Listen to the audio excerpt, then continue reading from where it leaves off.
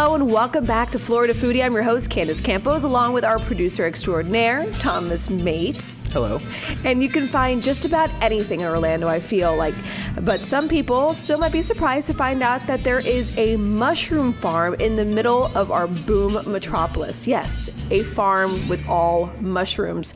How many different mushrooms are we talking about? Well, Nearby Natural grows fresh fungus for local restaurants and farmers markets.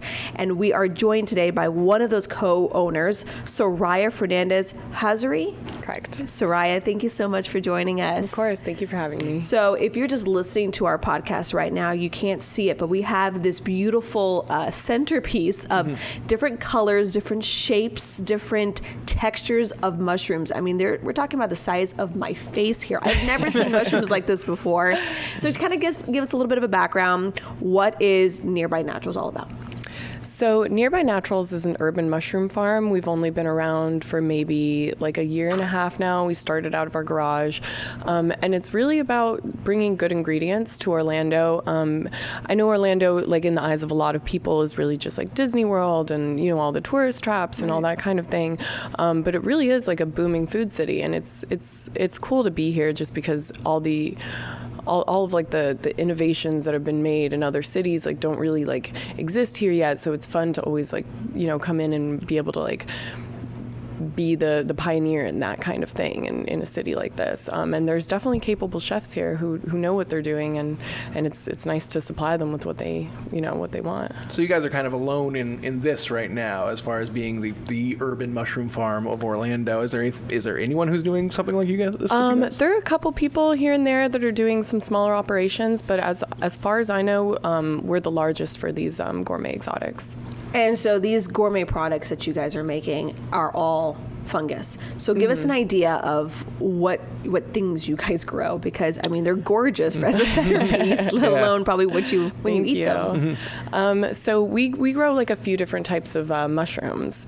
There's a huge variety in them. We're always cycling through different ones. We do have a few different mainstays, but what I brought for you here today is just like a small sample of our variety. We have like some golden oysters right here, which are bright yellow. Yeah, they have like this gorgeous yellow coloring, and they're almost kind of like little flowers that have like budded off one another.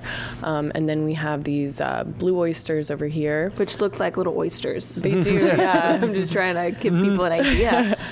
And then we have this Combs tooth, which kind of looks like a crazy coral like growing out of the sea. We have these black pearl mushrooms that are like soft and fluffy on the bottom and have these nice big dark tops. And then of course the lion's mane, which just looks like a fuzzy cute little puffball. Yeah. And they all taste very different. You were saying some are a little more bitter than others. When you pick through these, I mean, are you like, when you think about growing them, are you thinking about the taste and kind of the look? Oh yeah, absolutely. So we started out, my fiance is a chef, he's the other owner. And so the taste is really like the most important thing to us, like how they can be used in a culinary aspect. So we really put a lot of thought into that, the taste, the textures, and of course like the appearance, but that's kind of, they all kind of look cool. So So you said your husband, or fiance I should say, is a chef, and so I guess that explains, you know, like sort of the natural interest, but like why mushrooms? Of all the things you could be growing in an urban farm, you know. Well, that's Orlando was just kind of like a mushroom wasteland before. Like the only things you could get were, you know, the button mushrooms and all those kind of like factory farm mushrooms. So there really portobellas. I'm just like thinking of what I see at a grocery store. Exactly. You know? And like if you could get like things like the oysters, they were always flown in from states away, and they always kind of looked a little, you know, subpar.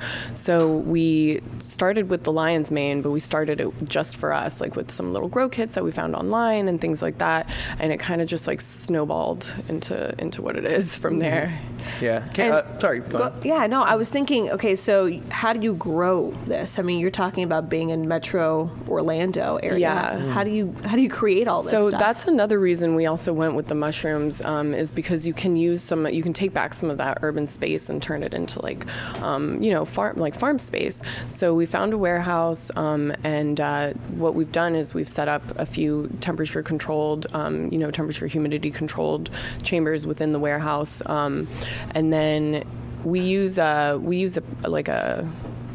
method called like master's mix. So what that is either like soybean hulls or some kind of other like, agricultural byproduct hulls mixed with like a 50% of like sawdust or, some other kind of thing. We use oak dust. And then that is placed into bags. Ours are biodegradable. They're little like plastic bags.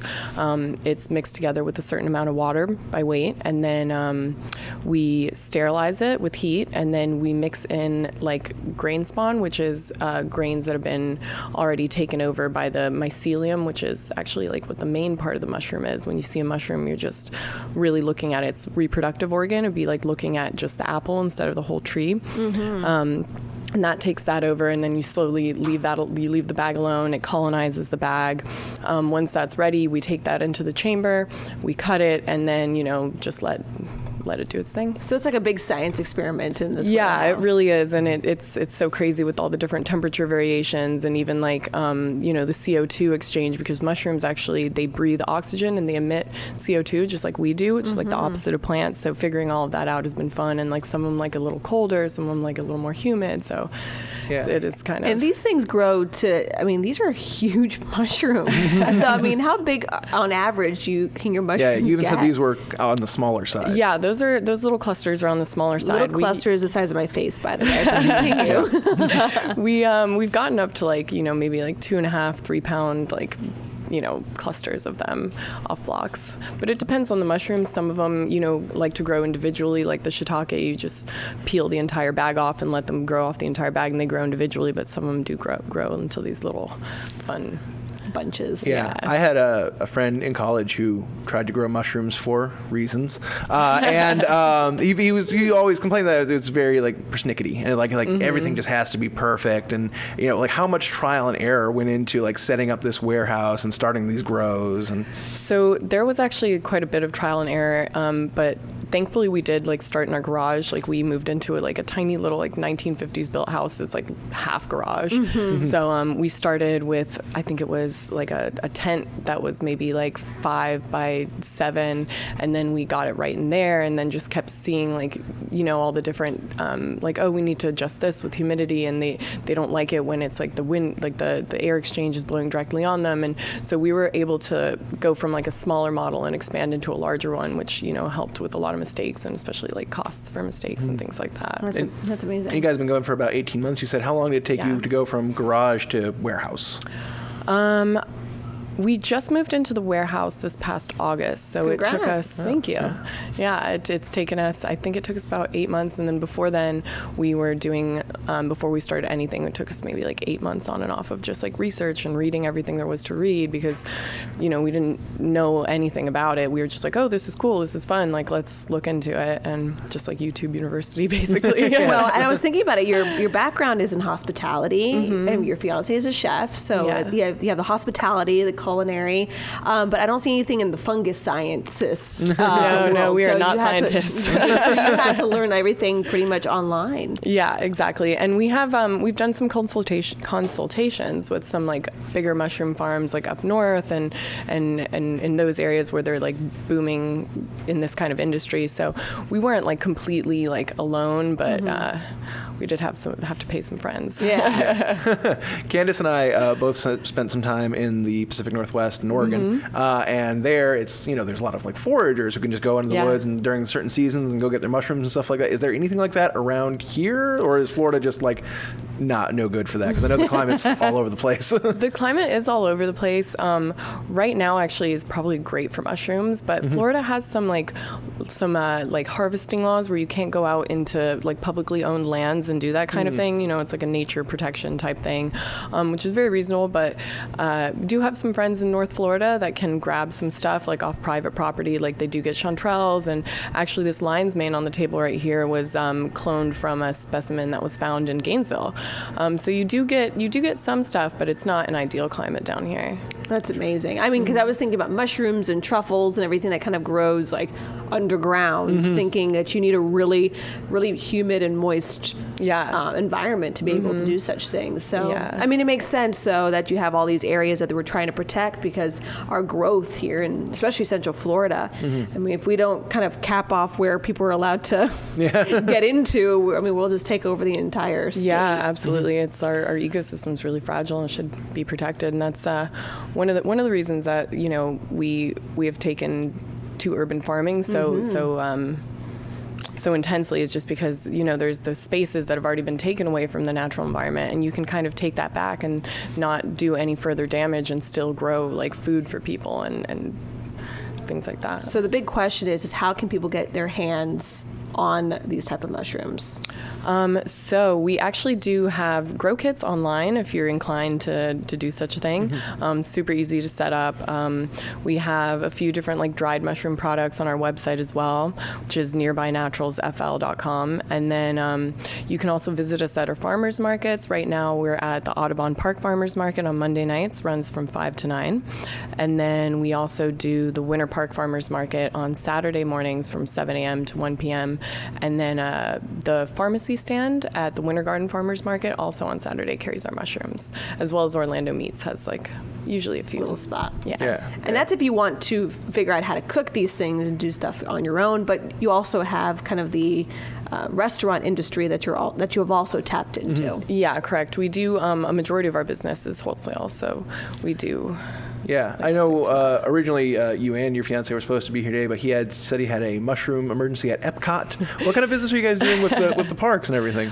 So we have a few restaurants out there that are buying our mushrooms, which is great. There's a lot of chefs out there that are really looking, even though they're in corporate restaurants, a lot of the time they don't get the freedom to really buy those like local ingredients and look for that kind of stuff. Get creative. Exactly, but they've been given leeway to start looking at more local, to support more local farms. So that's what we're doing out there. And I know a lot of the parks are trying to go plant-based and have those plant-based options. Yeah. So, I mean, what are we talking about when it comes to nutritional value? Like, is there protein? Like, what is it that you can kind of have from mushrooms? So mushrooms do have some protein. They have a lot of fiber to them. There's a lot of enzymes and nutrients that you can only find in mushrooms. People actually take them. There's quite a few of the mushrooms that people take medicinally as well. Like the lion's mane is a really popular nootropic, which it's been shown in studies to prevent the degeneration of the myelin sheath that coats your neurons. It's how your neurons send messages to each other. It's how they're protected, and it kind of degenerates with age or with injury or with what have you. And that also prevents it from degenerating and rebuilds it as well. So there's mushrooms that do like all kinds of crazy things. Like there's like the cordyceps is good for like immune function, and there's it's pretty nuts, like all the different things that you can get from mushrooms. Very cool. And you guys work very closely with like the food scene. I'm sure. I know again, it's only been about 18 months, but being that your fiance is a chef, like how much of like you guys seen it changing? Just like from like more of a focus on local growers and buying local, and I'm sure that's been a real boon for you guys. Yeah, absolutely, it has. And we've each been in the food industry in Orlando for probably about 10 years. And watching it go even from 10 years ago, it was a lot more corporate than it is now. There's a lot more like focus on the family owned, like the local purveyors, all that kind of thing, and it's just been exploding from there, and now it's even reached places like Disney, which you thought were kind of like unreachable, like solid corporation type thing, and it's all like really coming together really nicely in Orlando, and especially because we do have the room and we do have the people who are really passionate about the local food scene. Yeah, and it starts with your guys' passion too, because I mean, this is certainly seems like it's been a passion project of yours for the couple years. And what do you think, with your passion, what's the future of this business? Where would you like to see it in the next 10 years? Oh man, we're really by the seat of our pants kind of people. How about the next year? Eventually, though, we would like to expand it into other like future foods. Future sustainable foods that are able to be farmed within like the urban city limits. Things like bugs and other items that people don't normally like, might have a little bit of an ick factor, but really just makes sense like in within the future of just society in general. Yeah, I know that's been a popular trend. Is like, as far as like you'll see like cricket powder or flour at like Whole Foods sometimes and things like that. Exactly. That's the next YouTube search. You Yeah. just get the most interesting targeted ads. Did you Get some mean weird this? Yeah. And you talked about a little bit about it, the Grow It Yourself kits. So what is that? I'm always into like learning more about how to do something yourself. So what is these Grow It Yourself kits? So how I was talking to you about earlier, like our process with the bags and the master's mix. So the kit is going to be one of those bags completely ready to go. And basically what you do is just cut a hole in it, and we include a little mister bottle, and you just mist it for 2 or 3 times a day, maybe for like 2 to 3 weeks, and you'll have like a few clusters of mushrooms going.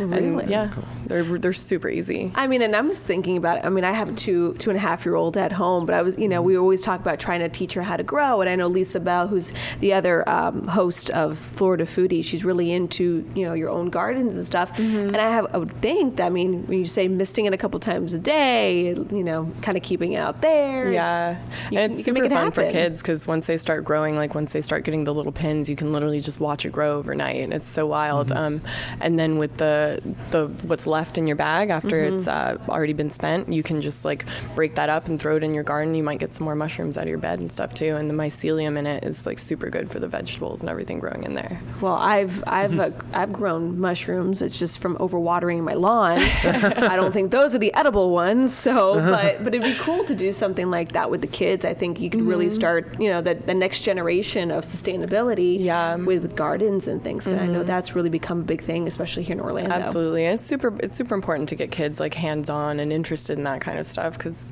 they are going to be the ones, to take that kind of thing over. So if people want to try your mushrooms in dishes and they don't trust themselves to make the dishes, what type of local restaurants are you? So I know you talked about some of the parks, but you have also some local restaurants here. Yeah, absolutely. We have mushrooms at the Ravenous Pig and at New Standard, Luma and Prado. We have some going to Kabuki, Kaizen Izakaya. There's a whole like list of restaurants that we sell mushrooms to. I think a lot of them have it on the menu, so it'll be you'll know if you're eating them. There you go. That's what I was going to ask. It's like, do you have to ask? Can I get the Nearby Naturals type mushrooms? Or It might help us out if you asked. Hey, listen, we got to promote our local companies. Yes. So, go on. And then website, where can we find you? We just love to, find more out about you, as well as the kits and the powders you were saying too. Yeah, we do like some nice like drink blends and stuff that are just really easy. It's a really easy way to incorporate mushrooms into your diet. Just, throw it into some like hot water, some milk or something. But the website is nearbynaturalsfl.com. And you guys are also on Instagram as well, correct? We are, yeah, at Nearby Naturals. Yeah. Awesome. Well, thank you so much for joining us. It was, eye-opening. I didn't realize that there was obviously so many. How many mushrooms types do you grow? I think right now we have about 7 or 8 different types in our warehouse. Yeah. Well, they all look amazing. But thank you so much for joining us and teaching us everything, about fungus. Thank you so much for having me. Thank you. Thank you for listening to Florida Foodie. We'd also like to thank our guest, Soraya Fernandez-Hazuri from Nearby Naturals. You can find Nearby Naturals online at nearbynaturalsfl.com, and on Instagram, just search @nearbynaturals. Our host is Candace Campos. Please follow her online as well. You can find her on Twitter, just search @CandaceNews6, and on Facebook, search Candace Campos News 6. We'd also like to thank our technical producers, Derek Mosier and Ryan Haley. I'm the show's producer, Thomas Mates. Please take the time to rate and review us wherever you get your podcasts, and you can find videos of all of our podcasts at clickorlando.com/podcast.